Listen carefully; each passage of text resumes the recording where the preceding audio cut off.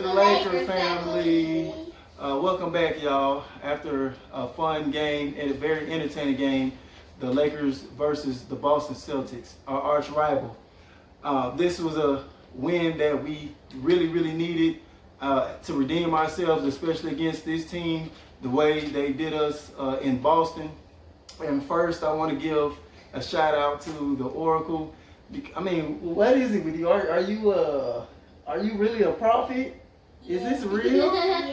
I mean, it's almost scary, guys, how she's been predicting these games. She predicted a close game, a close win by the Lakers, and sure enough, it was a very close win. So kudos to you, and hey, y'all might need to go and subscribe, keep it locked here, and for good luck. Just off for good luck. The way she's rolling, she's been on the ball. So, to the game. It was riddled with a lot of bad officiating. So it was kind of like the Lakers versus the Celtics and the referees. A lot of the game, it was very atrocious. How it had gotten. It got to a point to where it started getting into the Lakers' heads, and I felt like that caused them to just kind of lose themselves a little bit, and they were too focused on the referees instead of the task at hand. But we did overcome that, so I'm very proud of my team for not letting the referees cost them a loss, which they almost did. Now we had great efforts from all over, and yes, there were a few non-factors in this game still. And I'll get into that in a minute, but I first want to give kudos to Davis and LeBron for continuing their superb excellence, and they were the main two catalysts, along with Kuzma. Kuzma chipped in well this game. He looked very good this game on both sides of the ball, even when he got matched up on Tatum, who was cooking Danny Green. So shout out to those three. Davis, he hit a late clutch three and some clutch free throws, along with LeBron James hitting that clutch turnaround fadeaway jumper. So when LeBron has that mid-range game going and he starts knocking down a couple of threes, you might as well call it over, because he's just completely unguardable. When he's in a zone like that, he's just unguardable, plain and simple. And I love that more aggressive mentality from LeBron this game. There were still some things that we were struggling with as far as free throws and a few turnovers. The turnovers wasn't as bad as normal for our standards. We kept it at 13, but I would still like to see that number go a little bit lower than that. I would say Rondo played a bit more decent this game. It wasn't overwhelming, but he played well enough to make plays and kind of keep the flow of the offense going a little bit better this game. I think he had how many? Rondo. He had 4 points. And then 5 steals. So his main impact wasn't on the scoring aspect. It was more of seeing the floor, getting guys in their sweet spots. And he was playing hellacious defense. And one of those steals that he got on Tatum, the referees called a foul. It was a clear steal by Rondo. The referees had their handprint all over this game in favor of the Celtics. There was a play where Dwight Howard got hacked by 2 Boston Celtics, turned around, laid it up, and they called the offensive foul on Dwight. There was a play where Jaylen Brown clearly goaltended Kyle Kuzma on a fast break. He laid the ball up and it went off the backboard. Then Jaylen Brown hit it, and the referees didn't give him the basket. It was atrocious all around. And they were letting Anthony Davis get hacked all game, and he started letting that get to him a little bit because he's not a Shaq dominant type of player. He's not a physical brute specimen type of player. Yes, he's gotten stronger over the years, but his game is still more predicated on finesse, his quickness. Those are the advantages that he has against other big men: foot speed, mid-range, and then occasional three-point shot, and a great touch around the basket. But as far as like just straight brute strength, Shaq, let me just move you out the way, move 2 or 3 bodies out the way, that's not his strength. So guys start pulling on him because they know this, and they try to see what they can get away with versus Anthony Davis, and what the referees are going to allow them to get away with. In this game, the referees were clearly letting the Boston Celtics just beat them up. I love the way Kyle Kuzma bounced back this game, and as long as Kyle Kuzma plays like this is what we need. It's like he's not going to always have nights where he's scoring well or scoring efficiently, but the reason why I feel like Frank Vogel pulls him is because he wasn't contributing in no other areas. You can keep your minutes if you show your value, at least on the defensive side of the ball, or playmaking, something other than scoring whenever your shot is not there. And I felt like Kyle Kuzma did that today. And Tatum was cooking against us. And I know Boston fans are going to say, well, we didn't have Kemba Walker. Well, to be honest with you, I would have preferred Kemba Walker taking some of Jason Tatum's touches this game. That's just how hot and efficient Tatum was. So you can pick your poison, Boston fans. If you wanted Kemba Walker to play, just know that Tatum would not have this 41-point game. I really, really doubt he would have had 41 points if Kemba Walker played.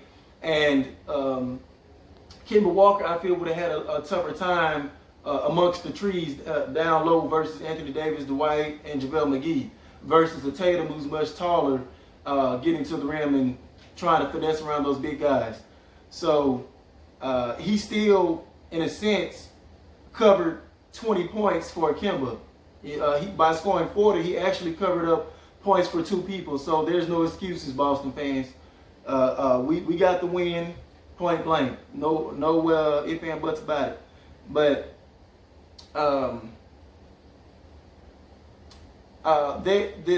there are still people who they are making fun of Kyle Kuzma, and Jason Tatum's miles ahead of him, and Kuzma's trash and all this other stuff now.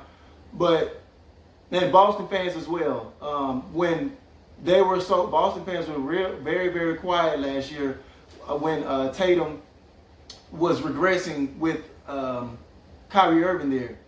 But that's what happens when you have a superstar with the magnitude of a LeBron or Kyrie Irving, somebody like that gets dropped into your team. It's going to affect you as a younger player, a younger up-and-coming player. You're going to get affected. So the same Boston fans that was quiet last year while Kyle Kuzma was shining and looking on his way up, they're talking now. Y'all said Kyle Kuzma was better than Tatum and this and this and this and this and that. Well, where was that last year when Tatum had to go through the same thing that Kyle Kuzma has to go through this year with 2 superstars? Not only LeBron, but Anthony Davis. Tatum only had to give up his touches to a superstar of Kyrie Irving, and he regressed last year. Kyle Kuzma has to play behind 2 superstars, and you see he's experiencing some of the similar things that Tatum did last year. So we don't know what Kyle Kuzma would look like as the sole superstar on the team. We've seen some of that with him last year with just LeBron. He played well with LeBron and Lonzo, but people discredited Lonzo for also helping Kuzma to be the player he was as well. And so that's where a lot of drop-off comes from with Kyle Kuzma. So the only thing we should expect from Kyle Kuzma is at least give us 14 points a game, anywhere from 14 to 20 if you can tonight, and start focusing on being a better defender. And this is no knock on Tatum, because I told y'all in my last video that y'all Boston Celtics fans should be proud of the player that y'all have now. And he really learned a lot from his lessons with Kobe. And Boston fans fail to mention Kobe's name when talking about Tatum. And Kobe had a big impact on Tatum's career, and a number of other players. And that was one of the things that I was like, Kobe, no, you can't help the enemy. You can't help the enemy by no means at all. But that goes to show you the type of player Kobe was. It didn't matter who you were, what team you played for. If you wanted the help and you seek the help, he would give it to you. And because I wanted Kobe to take Ingram under his wing while Ingram was with us. But I don't know what he was supposed to, so I don't know what happened with that. But right now, it's looking like Ingram and Tatum are the future forwards of this league, as LeBron and Durant are entering their golden years and almost, going to be into their careers. You're going to see Tatum and Ingram take over those small forward roles in the future. And the only thing that's missing from their game right now, I mean, they're good defenders, but they should strive to be lockdown defenders going forward, and that will really put them in another stratosphere going forward. But overall, I was very happy with us, even though we got down by a couple of points, and the referees just felt like they were just kept going against us. The resilience from this team to come back and still get the job done against our arch rival. I couldn't have had it no other way, because we need to be playoff tested, and this was a playoff atmosphere tonight, and I was very, very pleased with that. We have the Pelicans next Tuesday, but before we get into that, we're going to go ahead and get into the stats from tonight's game. Anthony Davis, 32 points, 13 rebounds, 3 assists, and 2 blocks. Good job. LeBron James, 29 points, 8 rebounds, and 9 assists. Good job. McGee, 4 points, 8 rebounds. Okay. Bradley, 3 points, 2 rebounds. Okay, too. Kuzma, 16 points, 4 rebounds. Did a lot better than what you usually do. Howard, 10 points, 7 rebounds. Good job. Rondo, 4 points and 5 steals. Good job on the steals. Pope, 7 points, 2 steals. Good job. Kuzma, and lastly Kuzma, 6 points. Caruso. Sorry. Yeah. So 6 points. What he mentioned about Pope. Pope did a great his job tonight defensively. He made some heroic efforts on the defensive end, putting his body on the line.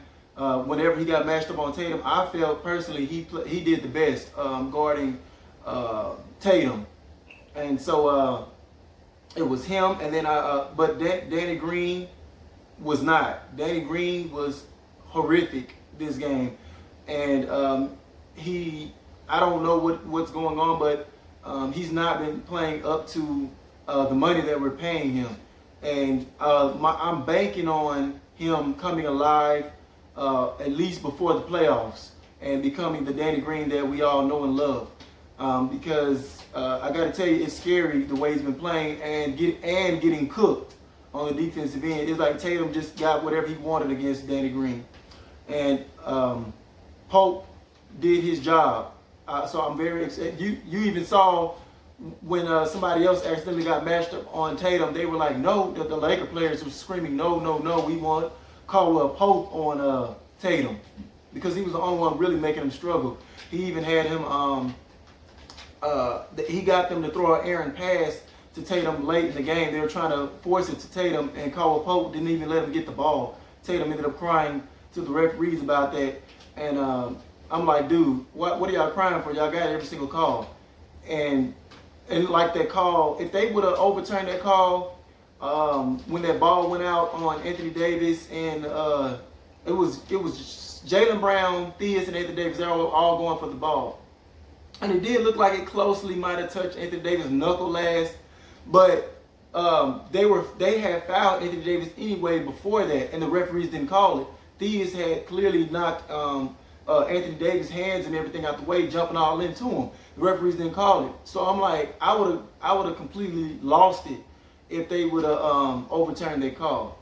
But enough about that. We're going to jump into the predictions for the next game and the Oracle's favorite play from tonight's game. My favorite play of the game was Rondo alley-oop pass to Davis late in the third quarter. Good. I see a fun, close game between the Lakers and the Pelicans.